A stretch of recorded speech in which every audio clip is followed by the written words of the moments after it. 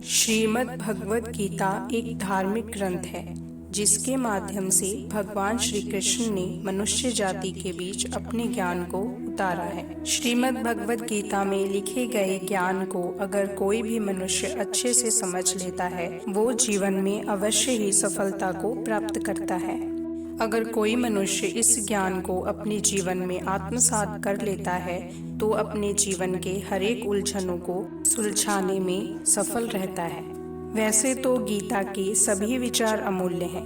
अगर आप उनमें से 10 ऐसे विचारों को अपने जीवन में उतारते हैं तो आपका जीवन अवश्य ही सफल होगा। भगवान श्री कृष्ण कहते हैं, जिसने अपने मन को जीत लिया है उसने पहले ही परमात्मा को प्राप्त कर लिया है, क्योंकि उसने शांति प्राप्त कर ली है।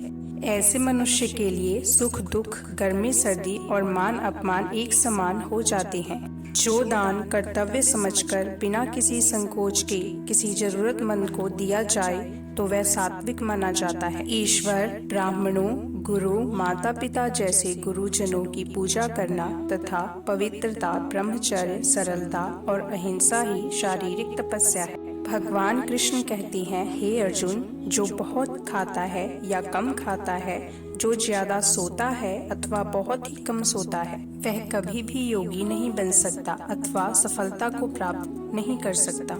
जो मुझे सब जगह देखता है और सब कुछ मुझ में देखता है, उसके लिए न तो मैं कभी अदृश्य होता हूँ और न ही वो मेरे लिए अदृश्य होता है। अर्थात प्रभु के जन सब में ही अपने प्रभु के दर्शन करते हैं। उसके लिए कोई भी अपना या पराया नहीं रह जाता।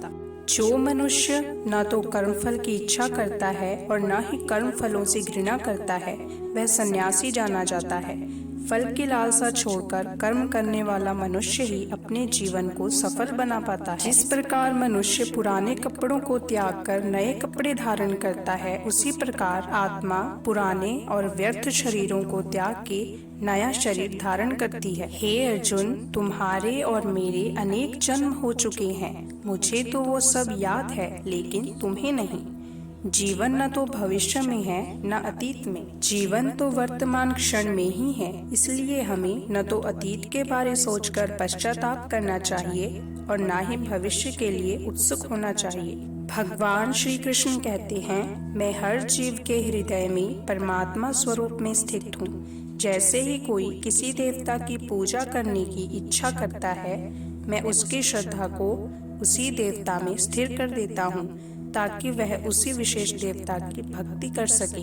अगर आप भगवान श्री कृष्ण के कहे गए इन विचारों को अपने जीवन में उतारते हैं तो आप असंभव को भी संभव करने में सक्षम हो जाएंगे।